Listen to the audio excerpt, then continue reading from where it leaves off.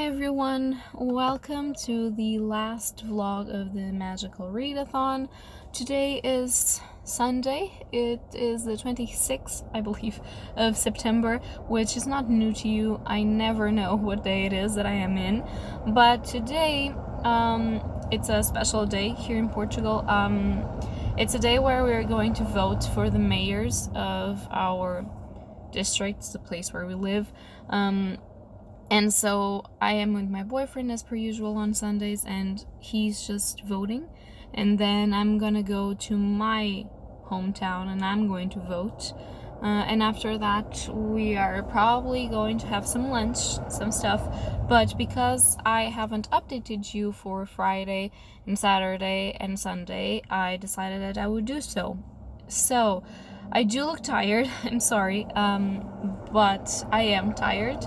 On Friday, I was watching the benching for a thesis, a PhD thesis, of one of the people with which I'm work with in my PhD lab, and there's a lot of cars coming, so there's a lot of noise. I'm sorry about that. So I was watching her benching, and it went great. We all had like this after party lunch sort of thing. So we went, and I was with a lot of people, and then I had a dinner with my boyfriend and our friends. It was actually interesting. We decided to discuss the state of the world, which tired me to no end. But it was interesting, it was a nice dinner, and then on Saturday, it was just a normal day. I was with my grandparents, I was with my mom. I didn't read.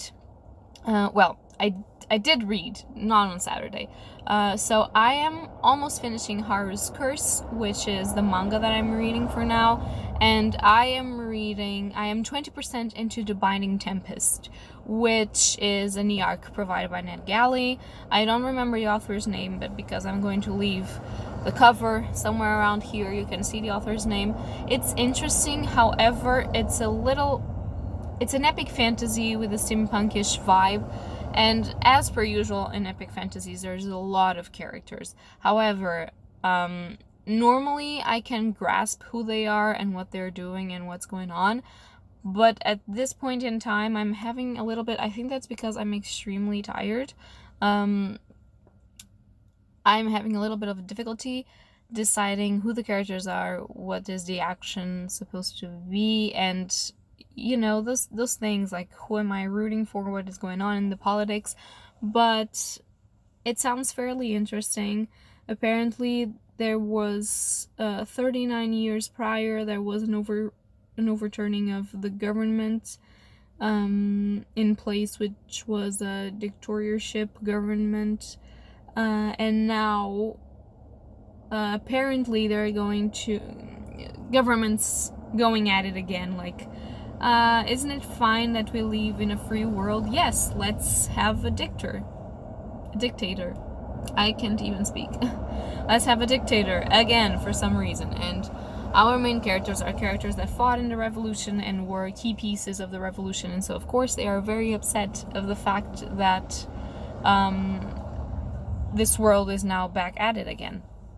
So I don't know if they're going to do a revolution, what they're going to do. There's a lot of steampunkish weapons. There's magic, which I do believe has to do with alchemy. I don't know. It's an interesting book. I'm only 20% in because it's really long as well. So I don't know. When you read it through NetGalley, it appears like it has 1,134 pages, but because NetGalley always duplicates the number of pages that the books have, I am thinking that it has probably 500 and something pages, which is not very long, but is feeling a bit long. However, I'm enjoying it, and yeah. And I'm almost finishing Haru's Curse. Yeah, sorry, so people were walking right past my window, and I didn't want to be talking while they were walking. So I was saying that I am almost finishing Haru's Curse. I am enjoying it. It's a standalone manga, and I am enjoying it. I will talk a little bit more when I finish it, because for now I have ambivalent thoughts. I'm not really sure what star rating I would give it, but it's interesting. The art style is not the most beautiful, I have seen better. However, the story is interesting and it tackles some taboo situations, so I am interested to see how it's going to end. I'm not far off the end, so I will update you, I guess. I'm just waiting for my boyfriend to go vote, then he'll come back and I'll go vote. And this is very important. Anywhere that you are in the world, voting is incredibly important. It's a right, but it's also a duty, and you should use your voice when you can. That's all I'm going to say. I'm not going to preach with you. People have reasons why they don't go vote. I think that it's a right that should be used, because for a long time a lot of people couldn't vote, especially women, but also other marginalized people. So we should use it when we can. And so yeah, that's my update for now. I hope to have more to show you for the rest of this vlog and not be as tired as I am. But yeah, that's going to be all for right now. When we wake, hear the birds and see the sun. Side by side our fears are done. All the good times just begun.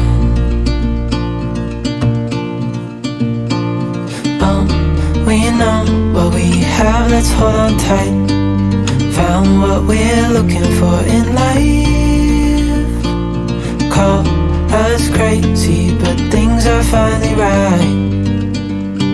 With you and I, the future is bright. Oh, you and I, we got it. Oh, we don't need no more. Oh, even in the hard times, you and I can weather any storm. Before I sleep, hear the crickets, see the moon. Side by side and through. No limit to what we can do. Oh, we know what we have, let's hold on tight. Found what we're looking for in life. Call us crazy, but things are finally right. With you and I, the future is bright. Oh, you and I, we got it. Oh, we don't need no more. Oh, even in the hard times, you and I can weather any storm.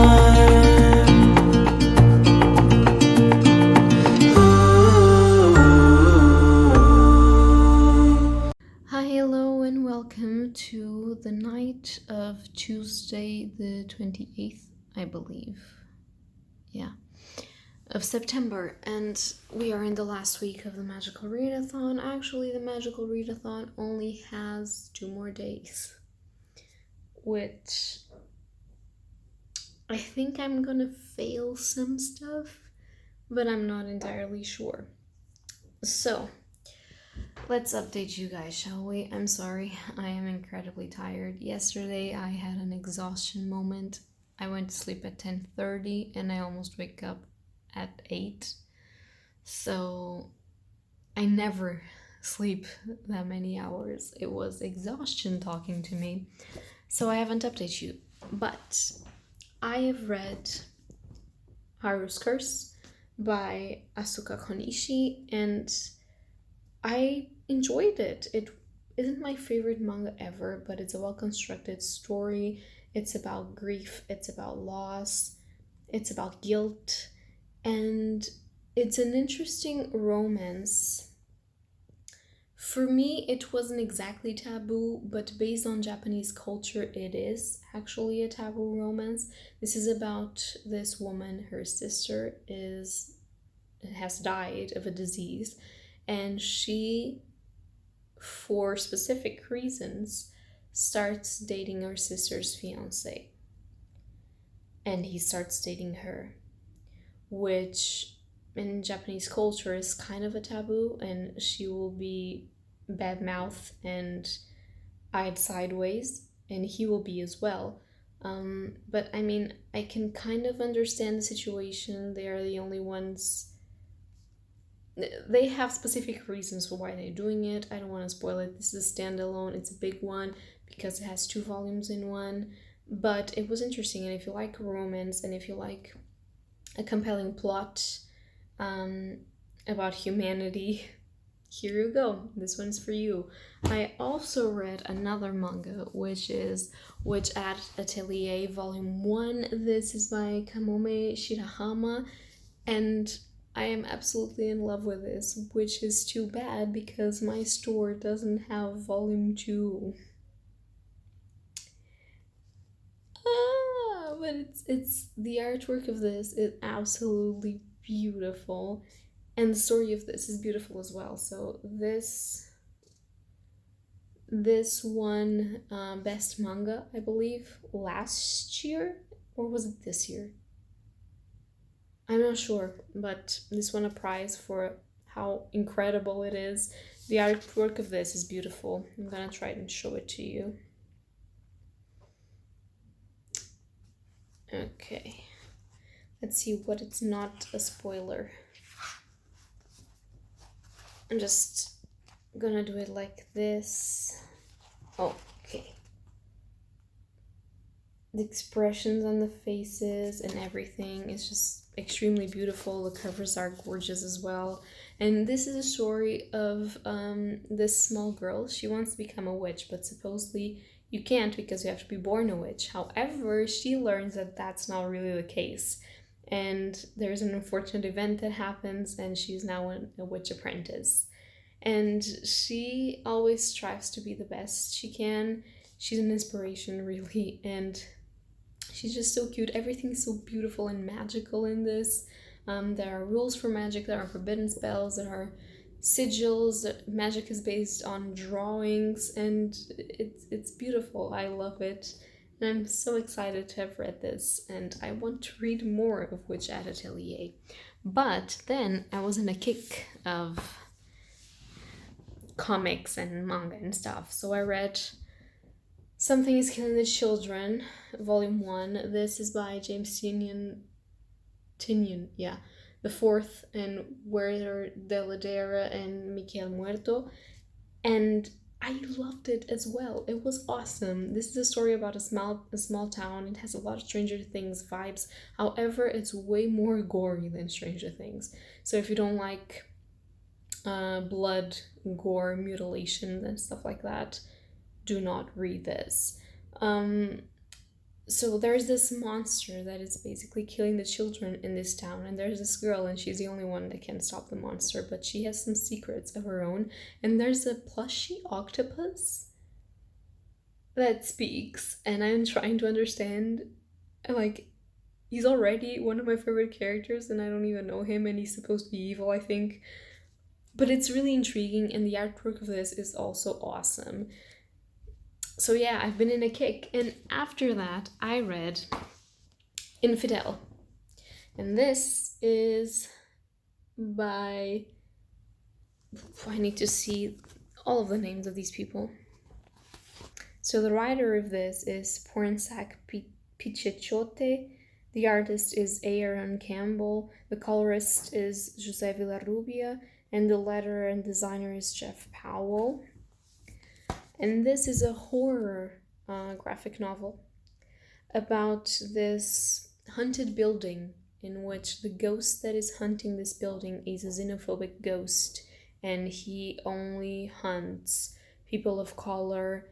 And of course, it is heavily political. However, it is presented to you in a way that you're actually so engaged in the story that the political commentary gets into you and you are reflecting about it, because the entirety of the story is a reflection about, of course, racism and xenophobia and how we treat others, but mixed with haunted house tropes and a very gory and creepy story. I mean, I'm just gonna show you something.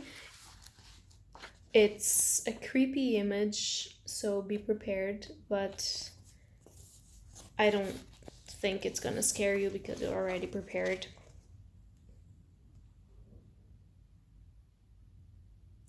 This scared the fuck out of me the first time that I opened this, and it is creepy. It gives you the heebie-jeebies, and you start looking over your shoulder even if you're not the target of this ghost, which is my case.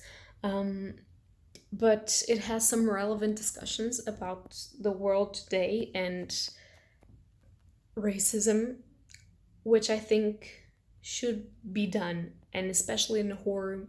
So this is kind of, do you know what Get Out did for movies? This is kind of it for graphic novels, or at least this is what they say. And this won a prize. It was selected for the NPR's 100 favorite horror stories of all time. So if you can take creepy demon imagery and racism trigger warnings and grief and loss of a loved one and mutilation, explosions, other unpleasantries, xenophobia, blood, if you can take that, I would really advise you to read this just for the sake of the story. It's an amazing story and I absolutely loved it. So now I'm reading, I am 40% into The Binding Tempest, which I will leave the cover somewhere. I am enjoying it, but it's been really, I am already into it. I know who the characters are, which I was having difficulties in the beginning, but it's been a bit harsh to read. I don't know if it's because I'm getting a little bit exhausted or what is going on, but I like the story, but I just feel like there's a lot of doing, but not a place where we're supposed to reach. Like there's a lot of quests and side quests and stuff, a lot of steampunkish descriptions, a lot of traveling, but not a point that we're supposed to reach. And because it's a bigger book, it's kind of tiring me a bit. I don't know. I've also not been on my best so far, so that might be the reason why, and have nothing to do with the book. But since I'm at 40%, I really hope that it gets a little bit more action-y, because there's action, but I just don't feel anything about the action in question. I don't know. It was also supposed to be heavily political. It kind of is, but at the same time, it's not. I don't know. I think the world building is lacking for some reason, which is stupid because it has a gigantic ass map and it points you where all of the characters are, which is pretty cool. And it gives you a lot of dynamic situations, but it's just, there's something missing. I don't know. I expected more, maybe? I don't know. But yeah, I'm reading that, and I'm also gonna try and read. I'm gonna show you. This is my bedroom. You're in my bedroom. How dare you? No, I'm just kidding. My blinds are down. Where is it? Where is it? Here we go. I'm gonna take this moment to read The Nice House on the Lake. I have 3 issues of this. It should be fast, and because they're pretty small, and it should be intriguing. It's sort of a horror story, but I don't know a lot about it. I am thinking it's kind of a play with The Last House on the Left, which is a horror movie, because of the title. And I think it's some people just in a house in the woods, but I want to know what the symbols mean and what it is about. The imagery is pretty creepy as well, and it is by James Tynion IV, which I'm in a kick reading this person's works. It's also by Alvaro Martinez Bueno and Jordi Belair, so I'm incredibly excited, and this is what I'm gonna do. Hopefully I'll update you maybe tomorrow, because today I'm a bit tired and I don't want to talk to the camera no more. So yeah, it's going to be it for today. I'm gonna read.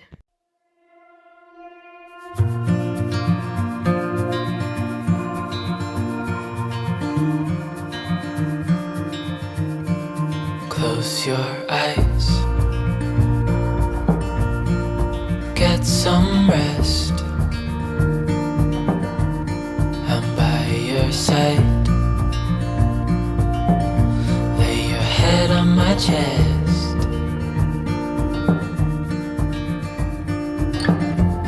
I know you've had a really bad day,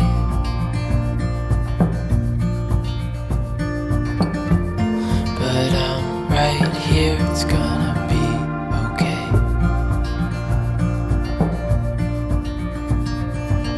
The world could fall down, it's gonna be okay. The sun could go out, we're gonna be okay. If all the blue skies fade to gray, we're gonna be okay. Calm your soul, hold my hand, don't let go. I understand.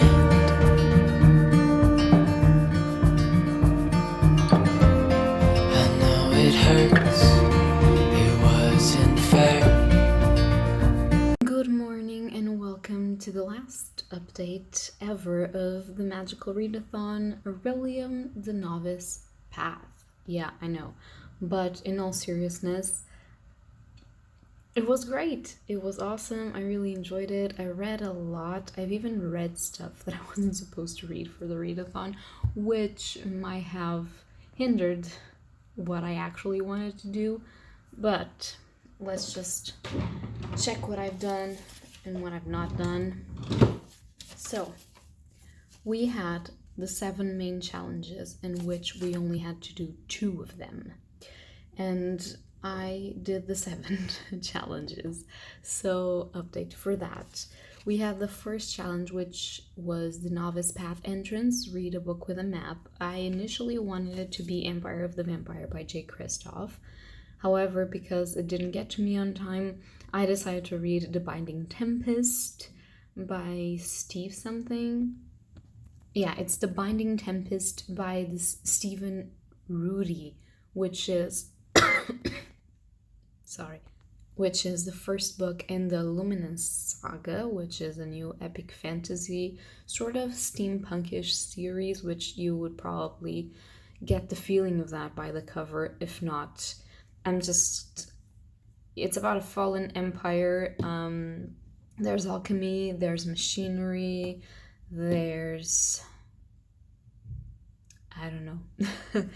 Actually, there is this situation in which people 39 years prior, they were governed by tyranny, and a bunch of revolutionary people just finished off the empire. However, 40 years after that, people are going back to their old ways, which is it's humanity. We never learn with the shit that we do previously. So yeah, there's a new emperor, and the revolutionaries, which are now, like, I don't know, in their 50s or in their 60s, which is pretty cool because normally we only have teenagers in epic fantasy, so I'm glad that we have older, more mature people. However, they don't look more mature. I don't know why. They are starting up again with a revolution because they can see the problem that this is going to bring. There's a nice form of magic that has to do with lightning. It has to do with a supposed religion, I think. I enjoyed this, but there was something missing. I mean, this is a good beginning for a story, but it wasn't great. It wasn't. Sometimes I couldn't pick it up because it was a little bit, and I never thought that I was going to say this, but it was a little bit too descriptive for its own good. So it was like, okay, I get it, and it had a lot of action scenes that were very descriptive as well. So I don't know. I think there's a lot of characters, but that's fine. That happens in high fantasy a lot. But I think that there was something missing. I don't know how to explain. I really enjoy the book. I would like to read book 2. Would I buy it? I think that I would try NetGalley arc first, to be honest. I don't think that this would be something that I would reread, and I'm trying to only buy books that I know I will one day want to reread and I would enjoy. So that's not really the case for this one. I can't see myself rereading this first book before reading the second one. So, but I do feel like it's an inventive and new fantasy. So if you like steampunk and if you like empires and revolutions, then it could be for you. I would advise you to go check out the Goodreads reviews and the page before you get to it, because it's very middle of the road for me. So that was the one for the Novice Path entrance. Then for the Astron Tree is a book that keeps tempting me, and for that one I read Witchat Atelier Volume 1, which you already know that I loved. Then for the Mist of Solitude it was a standalone, and I read Harrow's Curse, which I really enjoyed as well. Then Ruin of the Sky was a book featuring ghosts or paranormal, and I read Behind the Veil by E.G. Dawson, which I also enjoyed very, very much. I already told you. And then for Obsidian Falls, it was a thriller mystery. I read Utsubora, the story of a novelist, which was great.